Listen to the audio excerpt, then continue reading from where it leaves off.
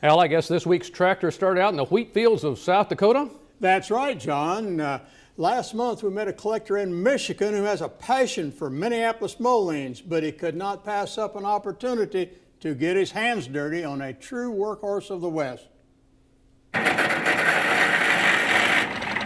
Around here in Michigan, we don't have these kind of big tractors for wheatland pulling, 3-points king and row crops, so it's sort of odd to see one of these at any show around here. But yeah, just large open expanses out west for big farming back in the day, in the late 50s, early 60s. This was the largest tractor international made.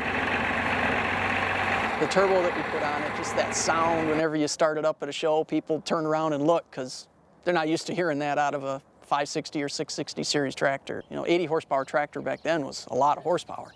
That was before John Deere came out with their 4010 and so forth, and so that was probably the most you could buy, at least from an international dealer at the time. We bought this from a fellow that collects internationals in central Michigan. It originally came from, I believe, South Dakota area. Don't know exactly where, but he was a collector and we found it on an advertisement, and we liked that look, that big Wheatland 660, it's got that look with the planetary rears, and it's really sharp. It was running, but it had a miss. So we didn't know really what we were getting into until we started taking it apart, and one of the cylinders, the exhaust valve and intake valve seats were pretty much pitted and rotted right away, and we found the miss. And you could actually see the piston rings sitting down next to the sides of the pistons. The cylinders were so worn out. So it's got all new piston sleeves, bearings, rods redone, crank ground.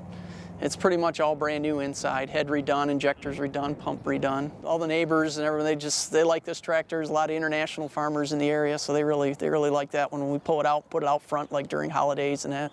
Throw it out front and display, and people drive by and stop and ask questions. It's just a big beast. It's just a fun tractor to drive and grabs a lot of attention at any show. So.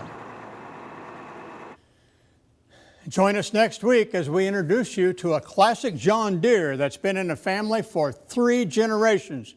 This collector from Bowling Green, Kentucky shared his story with us.